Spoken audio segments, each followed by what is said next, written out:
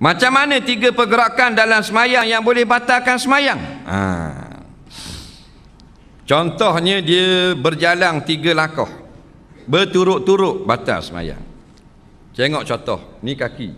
Ada 2 kaki lah. Duduk sini. 1, 2, 3. Tu batal. Kalau straight. Nampak? Jadi kalau kita nak melangkah ke depan, biar gini saja. 1, 2, hak ni duduk di sini. Yang batalnya 1, 2, hak ni ke depan. Nampak?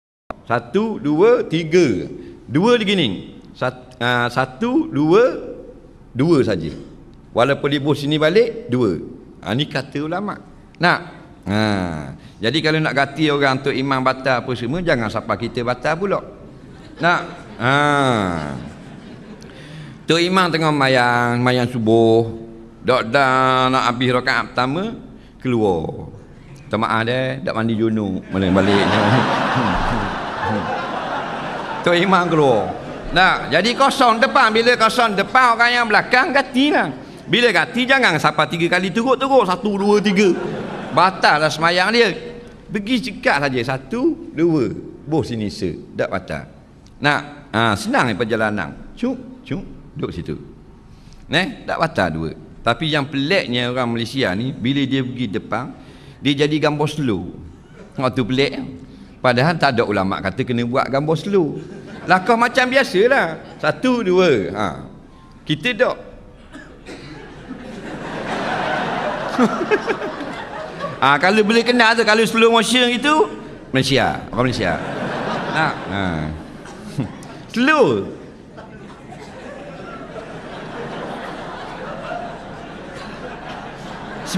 Seminggu lebih nak dapat. Enggak nanda. Tak ada orang suruh buat gitu. Pergi macam biasalah, 1, 2. Biasalah, tak batal. Faham? Yang slow tu buat apa?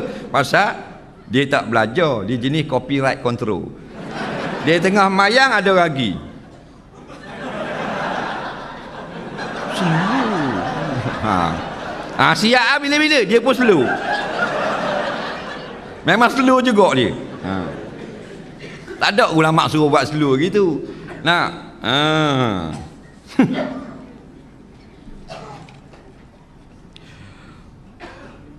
Suami isteri solat berjemaah, suami melakukan kesilapan baca, macam mana isteri nak tegur?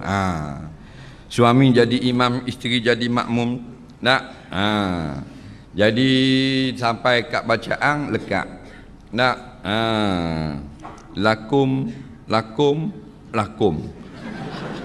Tak boleh nak kata lakum dinukum waliyadin. Tak boleh kata gitu. Lakum.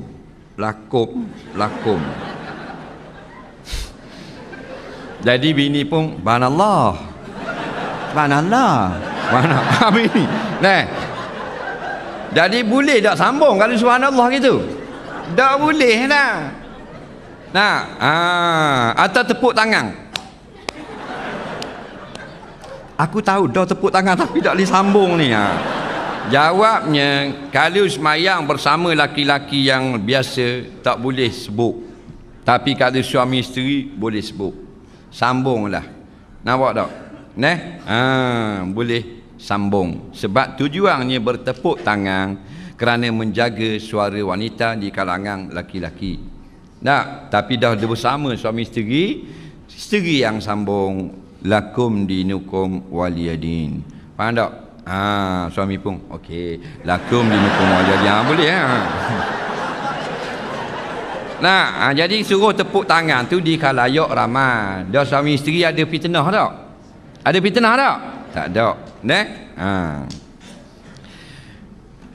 Dah kalau orang luar tolong sambung boleh tak? Dia dah semayang tepi surau, duduk atas wakaf. Ada kat kampung-kampung tepi tu ada surau. Tepi surau mesti ada tempat orang lepak-lepak. Orang tua dah duduk maidang. Faham tak? Jadi orang semayang sebelah tok imam dalam surau lekat. Hak tengah maidang ni boleh tak tolong khabar? Soalan ni. Cik jawab orang TN. Boleh tak? Boleh, tak ada masalah. Tolong sambung boleh. Sebab tu orang di luar semayang boleh tolong orang semayang. Kita masuk dalam bilik, tengok tok lelaki kita nak semayang subuh 1 rakaat je tayat akhir. Takkan kita nak kata subhanallah kak? Kita khabar bang serakaat lagi. Boleh tolong dia. Dia pun bangun tambah serakaat lagi kalau dia yakin kita betul. Faham tak lagi? Maka orang yang duduk di luar masjid boleh tegar, boleh sambung balik. Nampak? Bila tu imam lekat inna hak tengah main dang innamal mu'minun. Boleh. Tak ada salah. Yang tak bolehnya kata benda-benda yang tak boleh. Kalau benda yang mengarut tak boleh kata. Tak tahu cerita ni betul ke tak. Tahun 80-an berlaku di masjid India. Jadi Tok Imam pun orang India lah, orang dulu-dulu. Dia memang lekat lakum dinakum, lakum dinakum, lakum dinakum.